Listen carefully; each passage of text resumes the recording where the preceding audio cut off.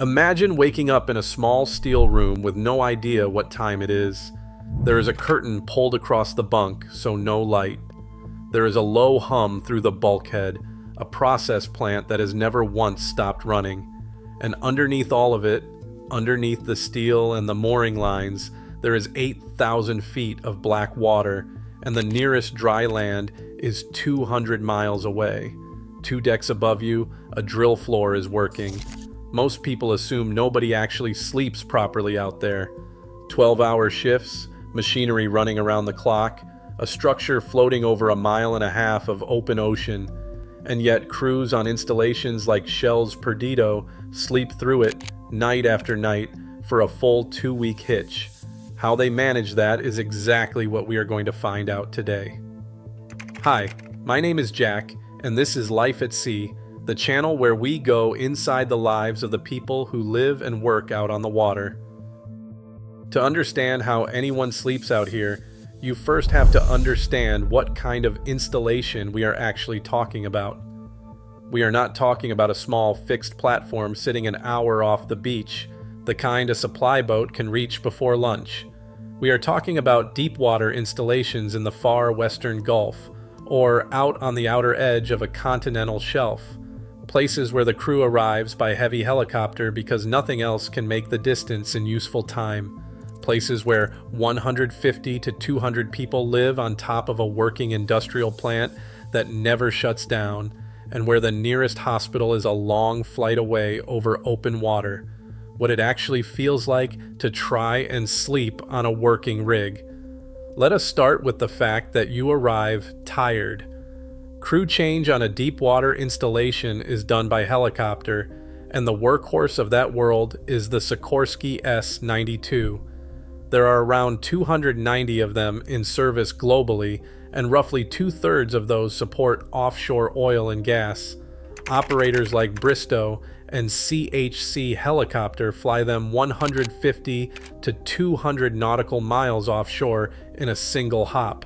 You are strapped into an immersion suit and boots for something like 90 minutes in a cabin fitted with 17 seats or fewer, because the operator has deliberately given up seats to make room for survival gear and baggage.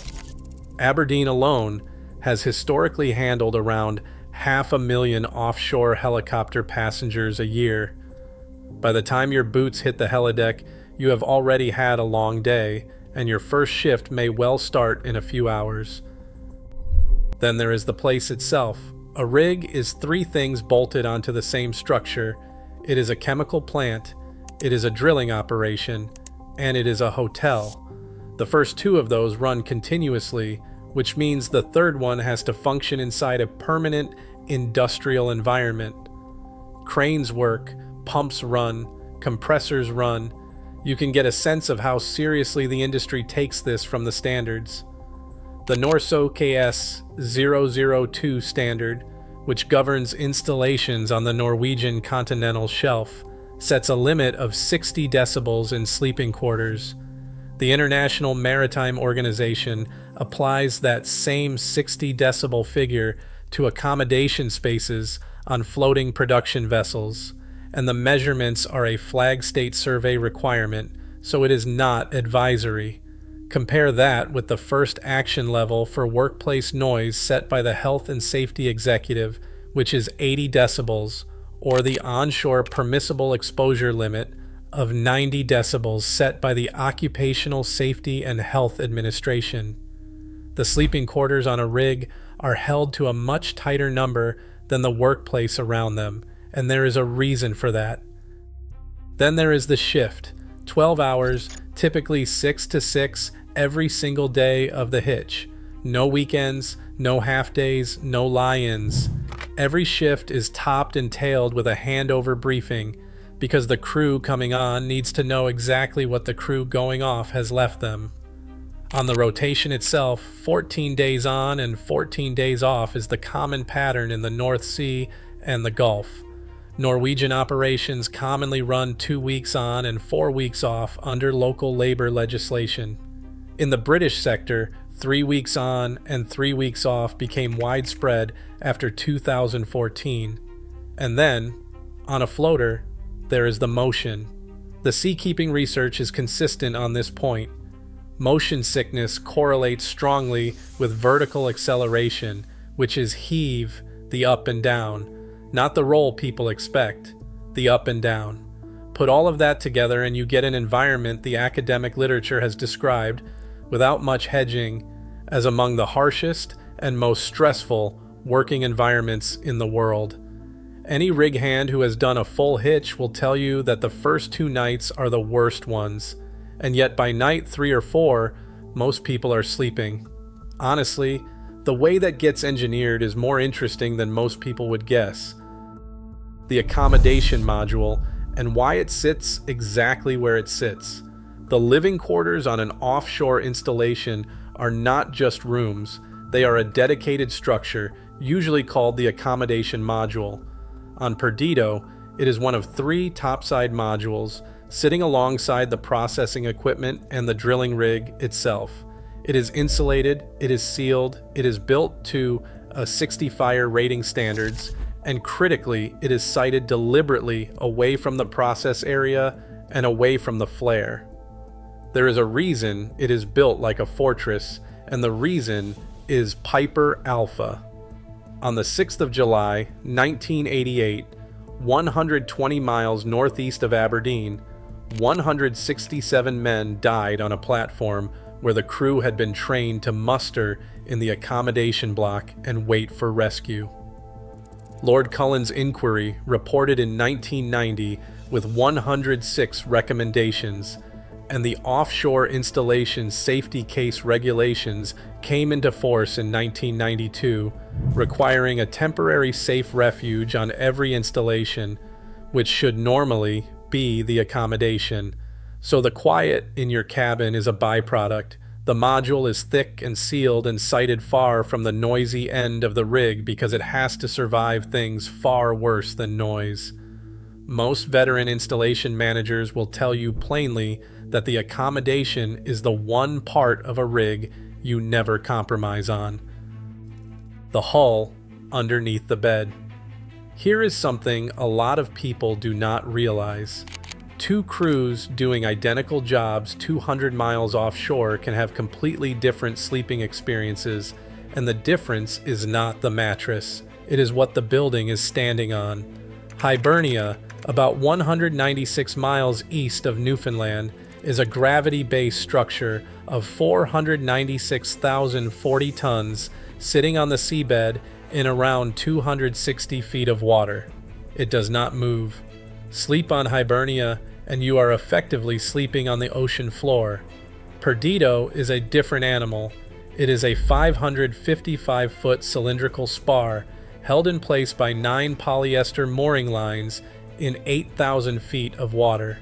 A spar moves, but it moves slowly, and it moves predictably. And predictable is the word that matters when you are trying to sleep. A semi-submersible is different again. It takes most of its buoyancy from ballasted pontoons sitting below the wave action, with a small waterplane area and damper plates between the columns. That is exactly why a semi gets picked over a drill ship when stability matters more than deck space. A drill ship carries far more equipment and holds station on dynamic positioning, but it is a ship and it behaves like one. So the naval architecture that flattens out vertical acceleration is not really drilling equipment at all. It is sleep equipment, which, when you remember there is 1.5 miles of water underneath it, is genuinely remarkable. The cabin swap and the schedule that quietly does all the heavy lifting. This is the part almost nobody outside the industry knows about. A standard offshore cabin is a 2-person room, often with bunks, frequently arranged as 2 cabins sharing a single bathroom between them, so 4 people to a wet unit. On paper, that sounds cramped, except you are not sharing with a friend. You are sharing with the person who works the opposite 12-hour shift. When you are in that cabin, they are out on the deck. When they are in it, you are out on the deck. For your entire hitch, in practice, you have a private room. That is not hot racking, by the way, and the distinction matters. On a submarine, hot racking means 2 or 3 people sharing the same physical bunk. Offshore, you are swapping the room, not the bed. Your sheets are your sheets. Honestly, it is a quietly brilliant piece of scheduling. On the Norwegian shelf, modern accommodation installations are built with single occupancy cabins as standard anyway, which is where everything is drifting. In the British sector and the Gulf, the cabin swap is still doing that job. The one thing it cannot fix is the body clock. Full circadian adaptation offshore takes 5 to 6 days, which is why the opening nights of a night shift carry the highest risk. Experienced night crews will tell you the rollover week is the one that hurts, and the Gulf pattern of 7 days followed by 7 nights, with the switch in the middle, is the hardest version of this job there is. The small things people actually do to fall asleep out there. All the engineering in the world gets you to a quiet room. It does not get you to sleep. That last part is done by people, and it is done with objects that cost almost nothing. Start with earplugs. Foam ones, bought in bulk, packed in the kit bag every single trip. Ask any old tool pusher what the new hand always forgets, and the answer is earplugs. The rig will have some, somewhere, but nobody relies on that. Next to them, the eye mask, which sounds like a small thing until you are trying to sleep at 2 in the afternoon in the middle of a rollover week. And on the units that have them, the privacy curtain around the bunk, which on older rigs gets improvised with whatever is to hand. Then there is the door. On the accommodation deck, the sign that says "Night Shift Sleeping" is the most respected object on the entire installation. People will walk the long way round rather than pass a door with one hanging on it. Then there are the small acts of lashing down. The water bottle that goes in the desk drawer rather than on the desk, because a bottle rolling across a steel floor at 4 in the morning will wake a whole cabin. The photograph taped flat to the inside of the locker door, not framed because frames fall over. The boots that go in exactly the same spot by the door every night so you can find them in the dark without turning on a light and without waking the other person. Then there is the routine, and this is the one that does the most work. The gym, or the sauna on the units that have one. The shower, the same order of operations, in the same sequence every night of the hitch. It is not really about hygiene. It is a signal to a body that has lost every other cue about what time it is. Simple, cheap, and it works better than almost anything else on board. The galley runs around the clock, so the night crew gets a proper meal in the middle of their shift rather than a sandwich, and that meal anchors the whole night the way lunch anchors a day ashore. And then there is the call home. Starlink Maritime now delivers latency of roughly 20 to 60 milliseconds offshore and download speeds between 40 and 220 megabits per second. And in November 2025, Speedcast rolled Starlink's global high throughput service across the semi-submersible fleet operated by COSL Drilling Europe, citing crew welfare alongside the operational side. But the ritual is not the technology. The ritual is calling at the same time every day, so the person at home knows exactly when to expect you, and so you are not lying in your bunk at the end of a shift wondering whether anyone is awake. Now look, this would not be a Life at Sea video if we were not straight with you about both sides of this. The system I have just described works well for day shift. The research is fairly consistent that on a day shift tour, sleep and alertness stay stable, with no clear cumulative fatigue effect across 2 weeks. Night work is a different story. Day and night changeovers in the middle of a tour disrupt adaptation, impair sleep, and push risk up. Overtime beyond the 12 hours, call-outs during your rest period, and weeks where the total pushes past 100 hours are all associated with shorter sleep, and the guidance on this is not always followed. The rota argument is live, and it is not settled. Research from Robert Gordon University, commissioned by the Offshore Contractors Association alongside ACAS and the GMB, Unite, and RMT unions, found that North Sea workers on 3 weeks on and 3 weeks off were nearly twice as likely to experience ill health as those on a 2 and 2 pattern. Then there is the part the industry has been slowest to talk about. Anxiety runs significantly higher among offshore workers than among comparable onshore workers. Around 19% prevalence of psychological disorders has been reported in the offshore population, against roughly 8% in the general population. One North Sea study found only about a quarter of offshore staff were satisfied with their work-life balance. And all of this sits inside a historically male, tough culture industry where admitting you are struggling has felt like a career risk. Dr. Steve Smith at Robert Gordon University has described the industry's own reluctance to respond to mental health as the biggest risk factor it has left. Things are moving. The operator BP set up a dedicated health program for its North Sea workforce in 2017, and the Marine Safety Forum ran a North Sea workforce well-being survey from June 2024 that reported the following year. But it is moving from a long way back, and underneath all of it is the separation. Studies in both the British and Norwegian sectors record the same finding. The strain is not just being away, it is that family support is unavailable exactly when you need it. Most experienced offshore medics will tell you that the hardest cases they see are not the injuries. Sleep is straightforward when things at home are fine. When they are not, no amount of soundproofing helps. And 200 miles offshore means a helicopter, weather permitting, not an ambulance. Where all of this is heading, the first thing to watch is the gap between sectors closing. The Norwegian model, with the 60 decibel sleeping quarter limit written into NORSOK, single occupancy cabins as standard on modern installations, and 2 weeks on with 4 weeks off, is the benchmark the British workforce has been openly asking for parity with for years. The second is connectivity, which is the biggest change to offshore life in a generation and is genuinely recent.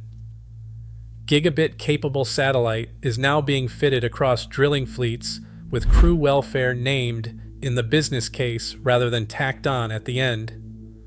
Connection is being treated as a retention issue, not a perk, and the industry knows it. The third is the age of the assets.